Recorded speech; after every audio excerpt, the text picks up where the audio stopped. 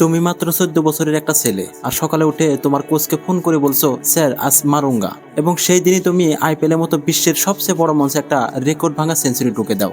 পাগলামি, তাই না? আজকের ভিডিওতে আমরা কথা বলবো বৈভব সূর্যবংশী নামের এই বিস্ময় বালক সম্পর্কে। তো শুরু করি এই অবিশ্বাস্য গল্পটা, যেটা শুরু হয়েছিল একটা সাধারণ ফোন কল দিয়ে।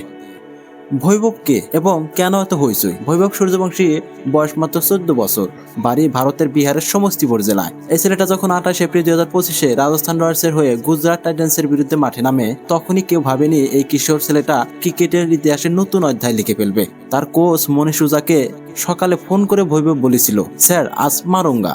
আর এই মারুঙ্গা শব্দটা শুধু একটা প্রতিশ্রুতি ছিল না, এটা ছিল একটা ঘোষণা। মজার ব্যাপার কি জানো, বৈভবের এই কথার পর তার কোচ তাকে বলেছিল, ঠিক আছে মারো, কিন্তু উইকেট দিয়ে দিও না, শান্তভাবে খেলো। এখন ভাবো, 14 বছরের একটা ছেলে, যার বয়সে আমরা হয়তো পড়াশোনা আর মোবাইল গেম নিয়ে ব্যস্ত থাকতাম, সে এমন কনফিডেন্স নিয়ে কথা বলছে। এটা শুনলে আমার তো মনে হয় আমি 14 বছরে স্কুলের ব্যাটিং লাইন আপে জায়গা পেতাম না। সেটাই প্রশ্ন। কিন্তু বৈভব কিভাবে এই সেঞ্চুরিটা করলো? চলো ম্যাচের ভিতরে ঢুকে দেখি কি কি ঘটেছিল।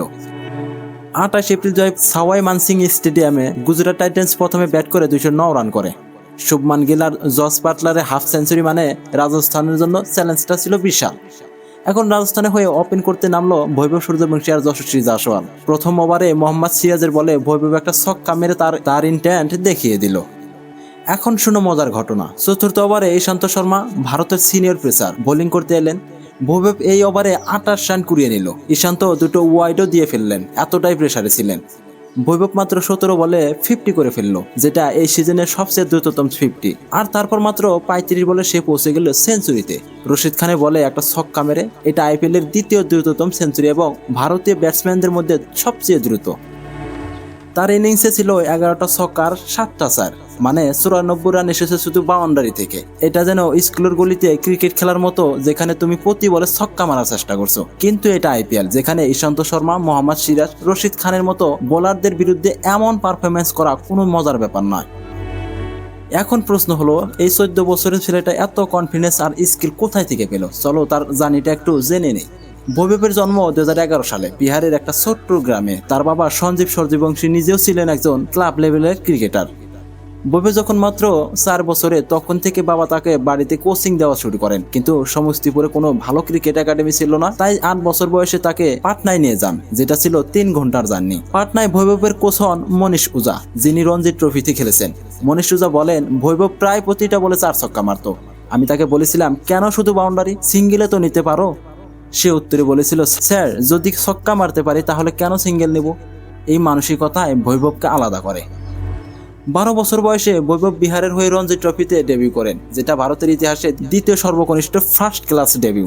13 বছরে সে ভারতে আন্ডার-19 দলে খেলে অস্ট্রেলিয়ার বিরুদ্ধে 58 বলে সেঞ্চুরি করে। আর আইপিএল নিলামে রাজস্থান রয়্যালস তাকে 1.1 কোটি টাকায় কিনে নেয়।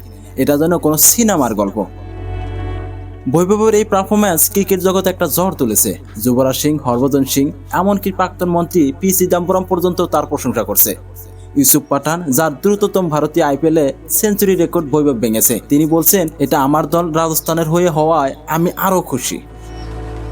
বৈভবের এই গল্প আমাদের শেখায় যে বয়স কোনো বাধা নয়। সে তার কোচের কথা শুনেছে, কিন্তু নিজের স্টাইলেও আত্মবিশ্বাস রেখেছে। তার রোল মডেল ব্রায়ান লারা, তাই সে আক্রমণাত্মক খেলে। আমাদের জীবনেও এটা প্রয়োগ করতে পারি। আরেকটা মজার ব্যাপার, বৈভব সেঞ্চুরির পর রাহুল দ্রাবিড়, যিনি চোটের কারণে হুইল চেয়ারে ছিলেন, উঠে দাঁড়িয়ে তাকে অভিনন্দন জানান। এটা কতটা বড় মুহূর্ত ছিল ভাবো। তো বন্ধুরা, বৈভব সূর্যবংশীর এই গল্প কেমন লাগলো?